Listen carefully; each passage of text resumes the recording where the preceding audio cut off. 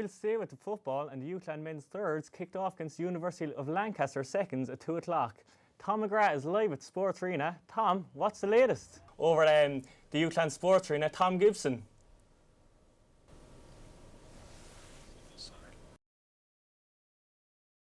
Well, sorry, some technical difficulties there, but we're back with the American football guys. We'll get the hockey captain as soon as we can.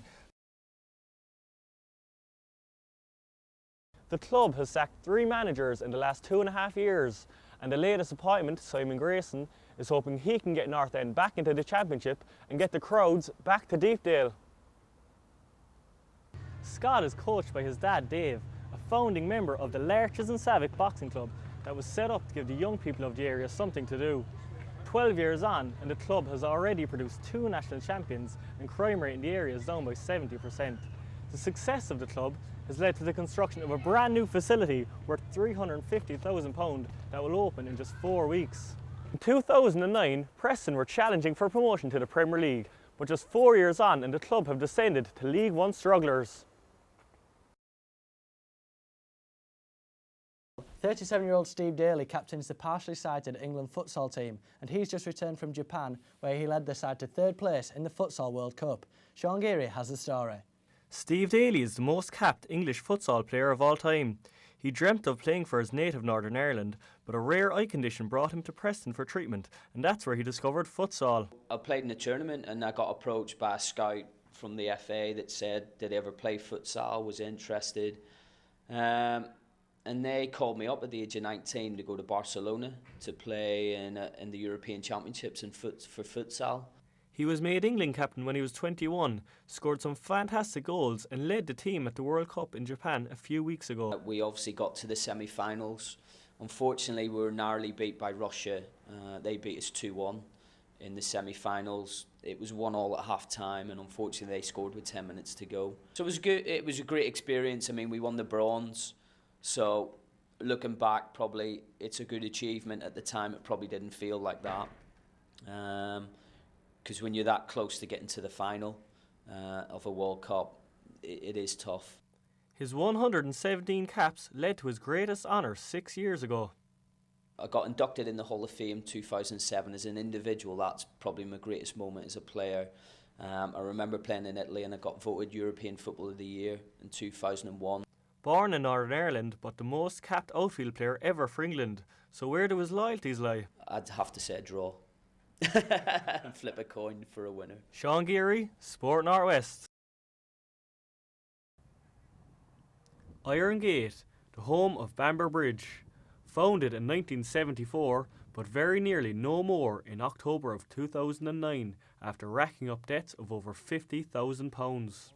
At the time, the club were attracting crowds of only 100 people, but somehow, weeks later, the bill had been settled. This is my freebie, this, for doing thingy. One happy customer is John Thompson, deserved. who has worked at the club for 27 years in a variety of roles. Thank you very much. Oh yeah, I love doing it. And it all started through a bloke who wanted to go for a pint at a bar. And he went, he never come back, so now I've been selling them ever since. That's how it started. I've had some fun. I haven't let people in when I've been on turnstile.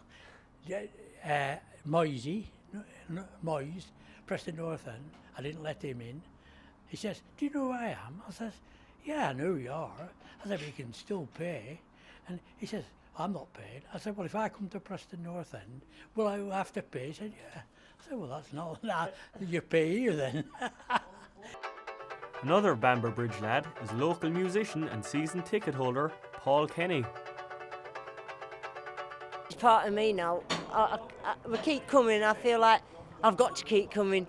Even though my mum says, oh, you don't have to go, you know. I said, no, I've got to go, Mum. I've got to support the boys. When I came here, I thought I could get used to coming here. It's nice and friendly, everyone's welcoming, and there's a good clubhouse, and I have a few pints after the end of the game.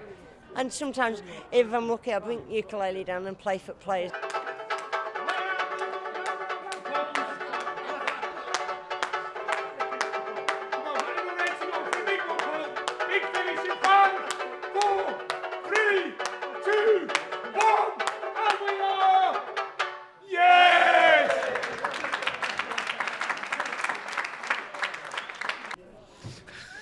Amber Bridge Football Club mightn't have much money, but there are enough people involved with the club to overcome any obstacles that come their way and ensure that their club will survive, come what may.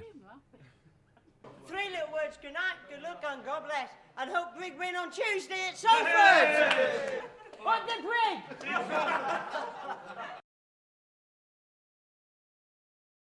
How do you feel the weekend went?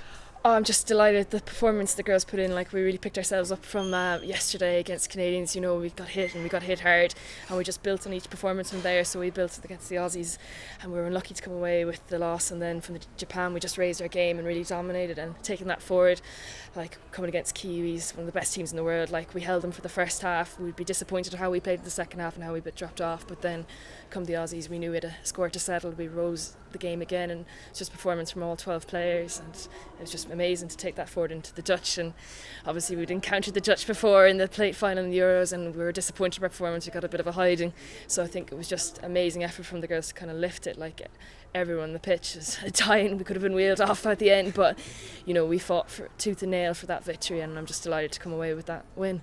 And is it hard to get them to play with a team mentality? That's the target. The really main target is to change, is to try that they are less individuality and that they think like a group. Tell me, what do you think of the Chinese sporting culture? The sporting culture. There's no stopping the Chinese sporting brain. You know, golf is a game of repetition. You obviously need a certain level of talent and you need to understand the game, but you need a huge amount of hours to practice. And the Chinese style of sport is repetition. Carl Etherington will travel to the United States in January to face one of the best mixed martial art fighters in the world.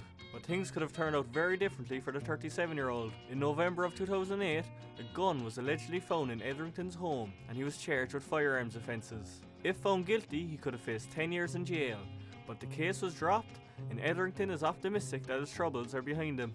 I hope so, yeah. You know, everybody grows up.